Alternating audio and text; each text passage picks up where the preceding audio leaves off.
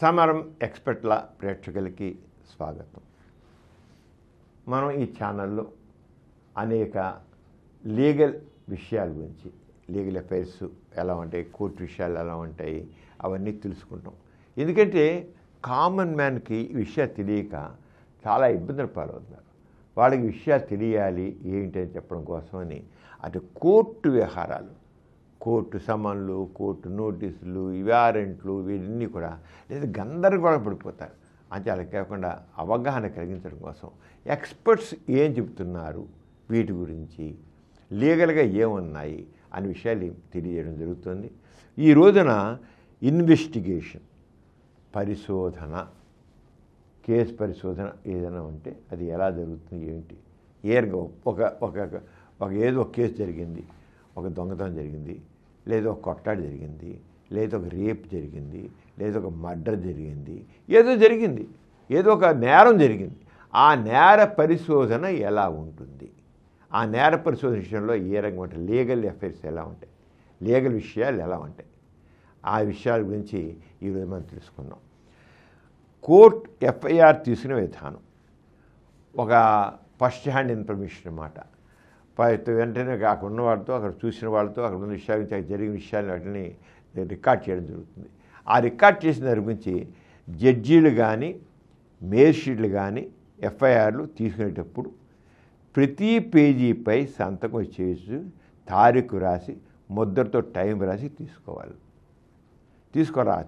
ఏం చేయాలి, ఏదైనా రాసే మేజిస్ట్రేట్లు కానీ లేదా జడ్జీలు కానీ ఆ ఫస్ట్ హ్యాండ్ ఇన్ఫర్మేషన్ తీసుకుంటారు. వాళ్ళు అక్కడ చూసుకుని చేసేవాడు ఏం చేయాలి, రాస్తారు, చూస్తారు, ఇక్కడ చూసాం రాస్తాను చేస్తారు. తీసినప్పుడు ప్రతి పేజీ పైన వాళ్ళు ఎన్ని పేర్లు రాయించారు, సంతకం చేయాలి, తారీఖు వేయాలి, టైం వేయాలి అని ఎప్పుడు చేస్తే అంత కాదు. ఎఫ్ఐఆర్ తీసుకొచ్చిన వ్యక్తి పేరు లేక నంబరు రాయాలి. ఒకళ్ళు ఎఫ్ఐఆర్ తీసుకొచ్చారనుకోండి, మేజిస్ట్రేట్ దగ్గరికి తీసుకొచ్చారనుకోండి, తీసుకొస్తే ఒక కానిస్టేబుల్ తీసుకొచ్చండి, దాన్ని తీసుకొచ్చాను ఎవరు తీసుకొచ్చారు ఆ వ్యక్తి పేరు రాయాలి. ఆ కానిస్టేబుల్ నెంబర్ ఉంటుంది, ప్రతి కానిస్టేబుల్ నెంబర్ ఉంటుంది, ఆ నెంబర్ రాయాలి. ఒకళ్ళు ఎఫ్ఐఆర్ పోస్ట్ ద్వారా వచ్చిన కవర్పై సంతకం చేసి ఆ కవర్ను భద్రపరచాలి. ఒకవేళ కవర్లో వచ్చిననుకోండి, పోస్టులో వచ్చి రిజిస్టర్ కవర్లో కానీ వచ్చిననుకోండి ఎఫ్ఐఆర్ అంటే ఒక కేసు గురించి ఇన్ఫర్మేషన్, ఆ కోర్టు సంతకం చేసి ఆ కవర్ను కూడా భద్రపరచాలి. లోపల కాగితాలు కదా, కవర్ కూడా, ఆ వచ్చిన కవరు ఎప్పుడు వాళ్ళు చేసే పోస్ట్ ముద్ర ఇవన్నీ చూసుకోవాలి. ఈ విధంగా చేసే ముద్దాయిల్ని రిమాండ్కి తీసుకొచ్చినప్పుడు కేసు కాపీలు తీసుకురమ్మని ఆదేశించాలి. ఒకవేళ ఎవరైనా నేరం మోపారు, వాళ్ళు ముద్దాయిలు అంటారు కదా, నేరం మోపిన వాళ్ళని, ఆ ముద్దాయిలు తీసుకొచ్చినప్పుడు ఈ కేసుకు సంబంధించిన కాపీలు కూడా, వాళ్ళ మీద నేరారోపణలు ఉంటాయి కదా, ఆ నేరారోపణ కాపీలను కూడా తీసుకురమ్మని చెప్పాలన్నమాట. కేవలం ముద్దాయిలు తీసుకొచ్చి వీడిలా అంటే సరిపోదు, అది ఏ రకంగా నేరారోపణ చూస్తారు. సిఆర్పిసి 167 ప్రకారం ముద్దాయిలు కోర్టుకు హాజరుపరిచినప్పుడు కేసుకు సంబంధించిన యావత్తు రికార్డును తీసుకురావాలి. పోలీసు వాళ్ళు ఎవరైతే ఉన్నారంతా మొత్తం రికార్డు తీసుకోవాలి. ఆ కాపీలు కోర్టు వారు పరిశీలించి ముద్దాయిలకు కాపీలు ఇప్పించాలి. వాళ్ళ మీద నేరారోపణ పెట్టారు కదా, పలానా నేరం చేసావు, పలానా నేరం చేసావు అని చెప్తారు కదా, దానికి సంబంధించిన కాపీలన్నీ కూడా ఆ ముద్దాయిలకి ఇవ్వాలి. ఊరికే చెప్తే సరిపోదు. పోలీసు వారు తెచ్చిన ప్రతి పేపర్ పైన చిన్న సంతకం ఇనిషియల్ చేయాలి. పూర్తి పేరు పైన ఇనిషియల్ మాత్రం ఇవ్వాలి. తదుపరి వారిని రిమాండ్కు అప్పచెప్పాలి. ఎవరైనా ముద్దాయిని తీసుకొచ్చారో చివరికి మేజిస్ట్రేట్కి అప్పచెప్పి, మేజిస్ట్రేటు మరి రిమాండ్లో లాకప్లో పెట్టాలంటారో ఏం చేస్తారో చెప్తారన్నమాట. అందుకు తగిన కారణం రాయాలి. ఎందుకు అతన్ని జైల్లో పెట్టాల్సి వస్తుంది, ఏంటి, ఎందుకు అతను చేయాల్సి వచ్చింది అనేది రిమాండ్ చేసి రాయాలి. దానికి వివరంగా రాయాలి. ముద్దాయి నేరారోపణ చేసినందుకు మాత్రం తీసుకెళ్ళిపోయి జైల్లో పడేయడం కాదు, అతను ఎందుకు పెడుతున్నారో కూడా వివరంగా రాయాలి. పోలీసు కస్టడీకి అనుమతి, స్టేట్మెంట్ అన్నీ చెప్పి ఒక్కోసారి చూస్తాను. పోలీసు ముందు ముద్దాయి తీసుకొస్తారు, మేజిస్ట్రేట్ కోర్టులో మేజిస్ట్రేట్కి చూపిస్తారు. మేజిస్ట్రేట్ ఏం చేస్తారంటే ఒక వారం రోజుల్లోనో 10 రోజుల్లోనో 15 రోజుల్లోనో అతనికి ముందు జైల్లో పెట్టమని ఇస్తాడు. టైం పగిలి 15 రోజులు అతనికి జైల్లో పెట్టాలని ఇస్తాడు. ఆ ఇచ్చినప్పుడు మరి వీళ్ళకి ఒక్కోసారి పోలీసు వాళ్ళు పూర్తి కాదు వాళ్ళ విచారణ, పూర్తి కాక ఇతని నుంచి ఎవరైతే ముద్దాయి ఉన్నాడో ఆ ముద్దాయి నుంచి కొంత ఇన్ఫర్మేషన్ తీసుకోవాల్సి వస్తుంది. ఇంకా వాళ్ళకి కావాల్సిన ఇన్ఫర్మేషన్ రాలేదు, వాళ్ళకి పూర్తి ఇన్ఫర్మేషన్ రాలా, కేసు గురించి పూర్తి ఇన్ఫర్మేషన్ రాలే కనుక ఎవరో చెప్పిన ప్రకారంగానూ ఏదో చాలా రాసి ఉంటాయి. ఆ ఎఫ్ఐఆర్ వీళ్ళు చెప్పారు వాళ్ళు చెప్పారు చాలా ఉంటాయి. అంచేత ఈ ముద్దాయిని ఆ కేసు విషయంలో విషయాలన్నీ అడిగి తెలుసుకోవాల్సి వస్తుంది. ఇంతకు కొంత ఎఫ్ఐఆర్లో వీళ్ళు చెప్పినవి వాళ్ళు చెప్పినవి వాళ్ళు మేము చూసాము చెప్పాము లేదా ఇట్లా అన్నాను ఇలా జరిగింది ఇలా చెప్పిన రాసి ఉండొచ్చు. మరి ఇతని వెర్షన్ ఏంటి, అది నిజమా కాదా, ఇవన్నీ తెలుసుకో. అంచేత ముద్దాయిని తీసుకుని ముద్దాయికి ఏం చేయాలి అని ఏం చేస్తారంటే పోలీసు వాళ్ళు ఈయన మేము పూర్తిగా చేయడం జరగదా కనుక ఇప్పుడే తీసుకొచ్చాం కనుక మాకు ఈయన్ని మా కస్టడీకి ఇస్తే అసలు ఈయన నుంచి రాబట్టుతాం ఇన్ఫర్మేషన్, అసలు జరిగింది ఏమిటో, ఆయన చేసిన నేరం ఏమిటో, ఆ నేరం పురాపరాలు ఏంటో అన్నీ తెలుసుకొని చెప్పి మాకు ఈ ముద్దాయిని నేరస్తుని మాకు నేరారోపణ చేసిన వ్యక్తిని మాకు అప్పచెప్పాలని కోర్టు వారిని అడుగుతారు. కోర్టు వారిని అడిగితే పోలీసు కస్టడీకి అనుమతి అంటారు. స్టేట్మెంట్లు అన్నీ సక్రమంగా ఉన్నప్పుడు ఇంకొన అదము సమాచారం కొరకు పోలీస్ కస్టడీకి ముద్దాయిని కోరిన మేజిస్ట్రేట్ ఇవ్వవలసిన అవసరం లేదు. ఒకవేళ మేజిస్ట్రేటు ఇతనికి తగ్గించి రావాల్సిన ఇన్ఫర్మేషన్ మొత్తం వచ్చేసింది, తీసేసుకున్నారు, ఆల్రెడీ వచ్చేసింది, ఇక అనవసరం, ఇంకా పోలీసుకి ఇవ్వాల్సిన లేదు. ఇప్పుడు అక్కడ డిసిషన్ ఎవరి మీద ఉంది, మేజిస్ట్రేట్ మీద ఉంటుంది. మేజిస్ట్రేటు పోలీసుల కస్టడీకి ఇవ్వాలా వద్దని మేజిస్ట్రేట్ డిసైడ్ చేయాలి. అంటే మేజిస్ట్రేట్ ఏం చేయాలి, ఈ ముద్దాయి మీద ఏ వ్యక్తి మీద అయితే నేరారోపణ చేయబడిందో, ఇలా చేశాడు అలా చేశాడు నేరారోపణ చేయబడిందో ఆ నేరారోపణ తగినంత పూర్తి సమాచారం ఉన్నట్లయితే పోలీసు కస్టడీకి ఆ వ్యక్తిని ఇవ్వవలసి లేదు. పోలీసు కస్టడీ ఇవ్వాల్సిన వల్ల ఇంకా కాదు మరి ఇంకా ఇన్ఫర్మేషన్ కావాలని మేజిస్ట్రేట్ భావించిన అప్పుడు పోలీసు కస్టడీగా, అంటే ప్రతి వ్యక్తిని అతను తీసుకొచ్చి మేజిస్ట్రేట్కి అప్పచెప్పినంత మాత్రాన అతని కస్టడీలోకి తీసుకున్నంత మాత్రాన పోలీసు కస్టడీకి ఇవ్వవలసిన అవసరం లేదు. ఒక ముద్దాయి పోలీసు కస్టడీ ఎందుకు ఉన్నప్పుడు ఆ విధంగా కారణాలు మేజిస్ట్రేట్ రాయాలి. ఎందుకు పోలీసు కస్టడీ ఇవ్వాల్సి వచ్చింది అనేది మేజిస్ట్రేట్ రాయాలి. నేను ఫలానా ఇది ఇన్కంప్లీట్గా ఉంది, ఈ విషయంగా తేలలేదు, ఇది స్పష్టంగా లేదు, ఇతని మీద ఆరోపణలు ఎలాంటివి ఉన్నాయి, మరి ఇతను ఏమంటాడో చూడాలి, తెలుసుకోవాలి, ఇతని ఏంటని తెలుసుకోవాలి ఉందని ఇవన్నీ మేజిస్ట్రేట్ రాసి అతను పోలీసు కస్టడీకి ఇవ్వాలి.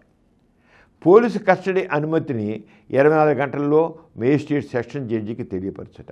ఒకవేళ పోలీసు మేజిస్ట్రేట్ ఏం చేశాడు, ఈ కేసుని పోలీసు కస్టడీకి ఇచ్చాడు అనుకున్నాం, ఇస్తే ఆ విషయాన్ని జిల్లా జడ్జి చేయాలి. మేజిస్ట్రేట్ ఏమో ఒక ప్రాంతం వరకే కదా, మేజిస్ట్రేట్ కొంత మేజిస్ట్రేట్ పవర్ కొంతవరకే, అతను జిల్లా జడ్జికి తెలియాలి. ఫలానా వ్యక్తిని తీసుకొచ్చి అక్కడ నా దగ్గర హాజరుపరచగా ఒక ముద్దాయిని నేరారోపణ చేయబడిన వ్యక్తిని, ముద్దాయి అంటే నేరారోపణ చేయబడిన వ్యక్తిని నా దగ్గర తీసుకురాగా అతనికి ఇంకా అతని నుంచి కొంత ఇన్ఫర్మేషన్ రాబట్టవలసి ఉంది కనుక నేను ఇతను పోలీసు కస్టడీకి ఇచ్చాను అని ఈ మేజిస్ట్రేటు తనపై అధికారం జిల్లా జడ్జికి తెలియజేయాలి.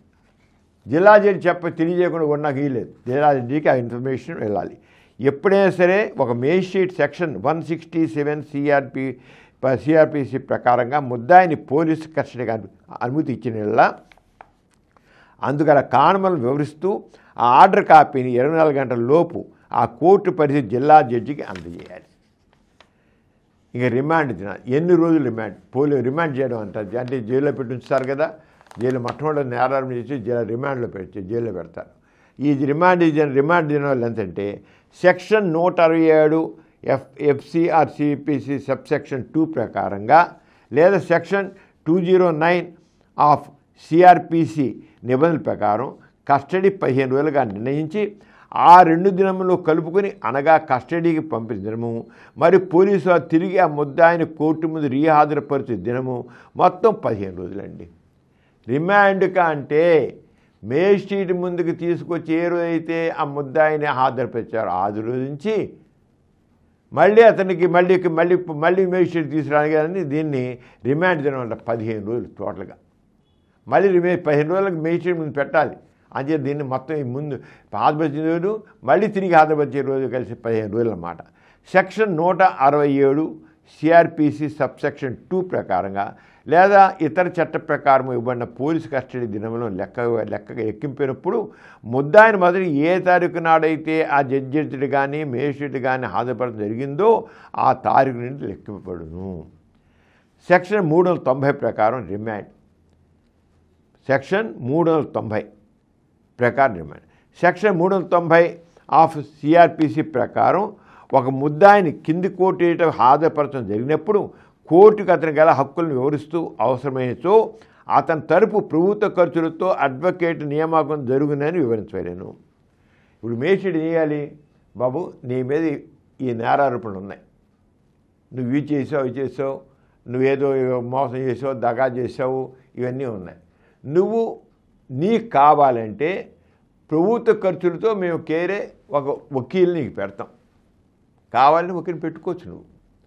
నువ్వు చెప్పుకుంటావా సరే, నీ అంత నువ్వు బాధించు, లేదా నువ్వు వేరే వకీల్ని పెట్టుకుంటావంటే సరే, లేదంటే ప్రభుత్వ ఖర్చులతోనే నీకు ఒక అడ్వకేట్ని లేదా వకీల్ని పెట్టడం జరుగుతుంది. నీకు ఇష్టమేనా, అవసరమేనా? అవసరం అనుకున్నా. ఒక్కోసారి నాకు ఎవరు అవసరం, నేనే మాట్లాడుకుంటా, నేనే చెప్పుకుంటా, నేనే వాదించుకుంటా అనేవాళ్ళు ఉంటారు. ఎవరు అవసరంలా, నా విషయంలో నేనే చెప్పుకుంటా అనేవాళ్ళు ఉంటారు.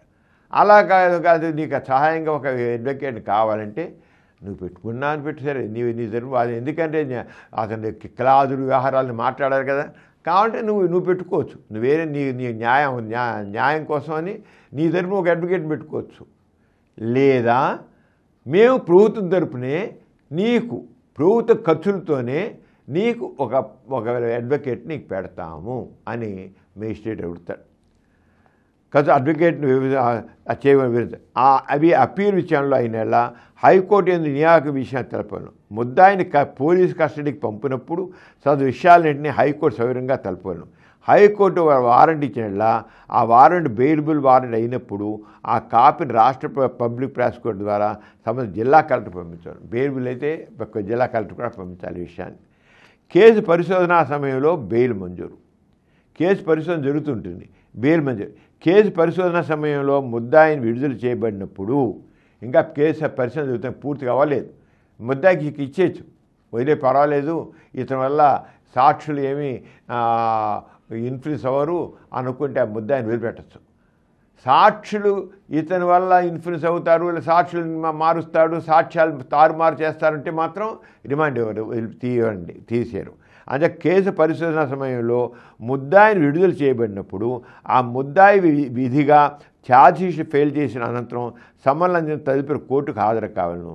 సమన్ అందకముందు మరే తారీఖులు ఎందు అతను కోర్టుకు హాజరు కావనవసరం లేదు. సమన్లు ఇస్తేనే రద్దులైతే అవసరం లేదు. ఒక్కోసారి వదిలిపెట్టాక వాళ్ళ కేసు జరుగుతూ ఉంటుంది, ఇంక ఇదైపోతాం. వాంగ్మూలం వగేరాలు. ముద్దాయి అంగీకార వాంగ్మూలం తీసుకున్నాం, లేక సాక్షుల వాంగ్మూలం తీసుకుంటా, లేక వ్యక్తులను గుర్తుపట్టే పీరియడ్ నిర్వహించడం మొదలగు విషయంలో ప్రతి పోలీస్ స్టేషన్ పరిధికి ఒక మేజిస్ట్రేట్ జిల్లా జడ్జి నియమించును. ఇప్పుడు కొన్ని చోట్ల కేసు నేరార్పణ చేస్తారు. నేరార్పణ చేస్తే ఏదో పేరు చెప్పేస్తారు. ఒక్కోసారి ఫలానా వ్యక్తి ఫలానా అయితే అంచేది ఏం చేశారంటే ఓ పీరియడ్ పెడతారు. ఇది చాలా గొప్పగా ఉంటుంది. పోలీస్ స్టేషన్లో పీరియడ్ పెడతారు. పీరియడ్ పెట్టి ఎవరైతే నన్ను కుట్టారంటారో ఆ కుట్టారనే వ్యక్తి ఆ వ్యక్తి ఏమన్నా గుర్తించాలి.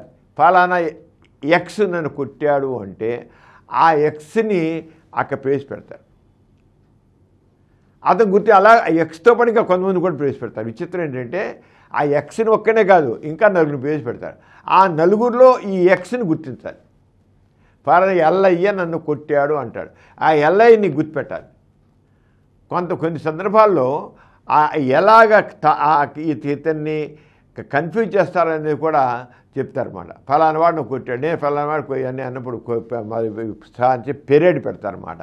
ఆ పీరియడ్ పెట్టి ఎలా ఉంటాయి వాంగ్మూలం విధులు ఆదేశాలను కానీ మేజిస్ట్రేట్ విని వెంటనే ఆ విధుల నిర్వహణకు ఒక తారీఖు నిర్ణయించి సాక్షులు సమర్పింపబడతాయి. కోర్టు సమయం కోర్టు హాల్లోని సాక్షులు వాంగ్మూలం తీసుకుని ఉంటుంది. ముద్దా అంగీకార వాంగ్మూలం తీసుకుని జరుగుతుంది. వీటి ప్రతిపాదన చేసి ఇంకా ఎలాగ ఇవన్నీ ఏమిటి, ఏ రంగా ఉంటుంది, ఏమిటి ఏం చెప్పి పరిశ్రమ బెయిల్ చెప్పాం కదా, ఇక వాంగ్మూలం చెప్పాం కదా, వ్యక్తులు గుర్తుపెట్టే పీరియడ్ని చెప్పుకున్నాం కదా. ఇప్పుడు ఇక కన్ఫెషన్స్, అంగీకారం. ఇక ఏమిటయ్యా, ముద్దాయి అంగీకార వాంగ్మూలం తీసుకుంటే జరుగుతుంది. వీటిని వ్రాతపూర్వకంగా నమోదు చేయబడతాయి. ముద్దాయి చెబితే ఆ సమయంలో ఏ పోలీసు అధికారిని అక్కడ అనుమతించబడదు. ఆ వాంగ్మూలం తీసేటప్పుడు కానీ అంగీకారం నమోదు చేసినప్పుడు కానీ ముద్దాయి కానీ సాక్షులు కానీ కనబడే దూరంగా ఉంచబడను. అంగీకారం, కన్ఫెషన్స్ అనమాట. నేను నేరం అంగీకరించడం కానీ ఉంటాయి కదా, అది ఎలాగనే అంగీకరింపబడినప్పుడు నమోదు చేయకుండా మేజిస్ట్రేటు ముద్దాయి దగ్గర అంగీకార వివరాలు నమోదు చేయనప్పుడు ఆ ముద్దాయిపై ఎటువంటి ఒత్తిళ్లు ఉండవని నిరభ్యంతరంగా సమాధానం వచ్చని వివరించబడును. మేజిస్ట్రేట్ ఏం చేస్తాడంటే, ఒక ముద్దాయి అన్నాడు, ఆ ముద్దాయి దగ్గర నువ్వు నేరం చేశావా, ఇవి నీ మీద ఈ నేరారోపణలు ఉన్నాయి ఏమిటి అంటే అది ఒప్పుకుంటాడో ఒప్పుకోవచ్చు, కొన్ని ఒప్పుకోవచ్చు, కొన్ని ఒప్పుకోకపోవచ్చు. అంచేత ఒక్క మేజిస్ట్రేట్ అక్కడ పోలీసులు కానీ ఎవ్వరు ఉండరు, మేజిస్ట్రేటే ఉంటాడు. మేజిస్ట్రేట్ తక్కిన వాడు ఎవ్వరు ఆ స్థలంలో ఉండడానికి వీలు లేదు. కేవలం ముద్దాయి, మేజిస్ట్రేటు. అతను అడుగుతాడు. మేజిస్ట్రేటు ముద్దాయిని హెచ్చరించు వాంగ్మూలం అతన్ని అప్రూవర్గా మార్చాలని ఉద్దేశించింది కానీ లేకపోతే అతను వివరించిన విషయాలు తదనంతరం అతనికి వ్యతిరేకంగా ఉపయోగించవద్దని హెచ్చరిక చేయను. వాంగ్మూలం నమోదుకు ముందర మేజిస్ట్రేటు ముద్దాయి వాంగ్మూలం ఇచ్చుడు గల కారణములు ప్రశ్నించు. అలాగే వాంగ్మూలానికి ముందర పోలీసు వారు ముద్దాయిని ఎప్పుడు విచారించను విషయాన్ని తెలుసుకున్నాను. మేజిస్ట్రేటు ముద్దాయిని కింద ప్రశ్నలు అడగబడను. ఇక మేజిస్ట్రేటు అని చెప్తారు, ఏంటి ఎవరు నీ పోలీసు వాళ్ళు ఎప్పుడు అడిగారు, ఏం అడిగారు, ఇవన్నీ విషయాలన్నీ తీసుకుంటాడు. అతను అంతకుముందు అతను జరిగిన విచారణ తీసుకుంటాడు. మేజిస్ట్రేటు ముద్దాయిని ఇలాంటి ప్రశ్నలను వేస్తాడు. మొట్టమొదటిగా ఎప్పుడు పోలీసు వారు నిన్ను విచారించారు? ఇది ముద్దాయిగా మరి అతన్ని నేరారోపణ చేశారు కదా, అంచేత నేరారోపణ ముందుగా ఎప్పుడు నిన్ను పోలీసు వారు విచారించారు? ఒకటి. రెండు, ఎక్కడ ఎన్నిసార్లు ప్రశ్నించారు? నేను ఎక్కడ ప్రశ్నించారు, ఎన్నిసార్లు నిన్ను ప్రశ్నించారు, ఇవన్నీ కూడా అడుగుతారు. ఎందుకంటే పోలీసు వాళ్ళు చేసిన దాంట్లో అన్ని చోట్ల రాయాలి. ఇక్కడ ఇతను పెట్టుకుని చేసాము, ఈ ప్రశ్నలన్నీ అడిగాము, అతను ఇలాంటి సమాధానం ఇచ్చాడు అంటే. అంచేత అవన్నీ ఆ కాగితాలన్నీ ఉంటాయి. అంచేత ఎక్కడ ఇప్పుడు ఏమంటాడు మేజిస్ట్రేట్ గారు, ఎక్కడ ఎన్నిసార్లు ప్రశ్నించారని మేజిస్ట్రేట్ గారు అడుగుతారు. నీవు ఎప్పుడు ఏ పరిస్థితిలో ఎక్కడ ఉండగా పోలీసు వారు నిన్ను కస్టడీలోకి తీసుకున్నారు అని కూడా అడుగుతారు. వీళ్ళేం చేస్తారంటే ఇంట్లో పట్టుకుని కూడా ఎక్కడో పలానా ఊళ్ళో పట్టుకున్నాం, పలానా చోట పట్టుకున్నాం అంటుంటారు. కానీ ఇతను ఆ రాయడం రాస్తారు, పలానా చోట పట్టుకున్నాం పలానా అంటే అతని మీద నేరారోపణ కోసం కన్ఫర్మ్ చేయడం కోసం ఏదో పారిపోయడను. కానీ ఎక్కడ పట్టుకున్నారు, ఇంట్లో పట్టుకున్నారా, ఎక్కడ పట్టుకున్నారు, నువ్వు ఎక్కడున్నావు ఏంటి అని చేత నువ్వు ఎప్పుడు ఏ పరిస్థితుల్లో ఎక్కడ ఉండగా పోలీసు వారు నిన్ను కస్టడీలో తీసుకున్నారు అని అడుగుతాడు అని మేజిస్ట్రేట్ గారు అడుగుతారు. వాంగ్మూలం ఇచ్చిందని పోలీసు వారికి వివరించావా? నేను వాంగ్మూలం ఇస్తాను పోలీసు వారు చెప్పావా? నేను ఎవరైనా కొట్టి వాంగ్మూలం ఇవ్వమని ప్రేరేపించడం జరిగిందా? అలా జరిగితే వారు ఎవరు? నేను కొట్టి నీ ఏదో చెప్పించారా? నీ ఏదో ఇలా చెప్పు అని చెప్పి కొట్టి చెప్పించారా? నేను కొట్టి నువ్వు చేయకపోయినా నేను చేశాను, అలా చేశాను, నీ చేత బలవంతం చేసి కొట్టి చేసి నన్ను హింసించి నీ చేత ఇది లేనిది ఉన్నట్లుగా ఒప్పించారా అని మేజిస్ట్రేట్ అడుగుతాడు. చేసి ఎవరు చేశారు, ఎప్పుడు చేశారు, ఎక్కడ చేశారని అడుగుతాడు. నీవు ఇచ్చిన వాంగ్మూలం నీ కేసు విచారణ విషయం సమయంలో నీవు వ్యతిరేకంగా ఉండు, ఆ విషయం నీకు తెలుసా? ఒకళ్ళు వాంగ్మూలం ఇచ్చావనుకో, ఇస్తే అది నీకు ఇదే అవుతుంది తెలుసు, నీకు వ్యతిరేకంగా అవుతుంది తెలుసు కదా, అది చెప్పు అని నువ్వు ఏదో ఇచ్చావు, అది నీకు వ్యతిరేకంగా కూడా అవుతుంది నీకు అంతే చూసుకోవచ్చు అని అంటారు. మేజిస్ట్రేట్ ముద్దాయి దగ్గర వాంగ్మూలం నమోదు చేయక ముందర పై తెలిపిన ప్రశ్నలు మరి ఏమైనా సూచనలు చేసి వాడి జవాబులు నమోదు చేయబడును. సెక్షన్ 164(3) ఆఫ్ సిఆర్పిసి ప్రకారం వీటికి అనుబంధంగా వివరణ పత్రం జత చేయాలి.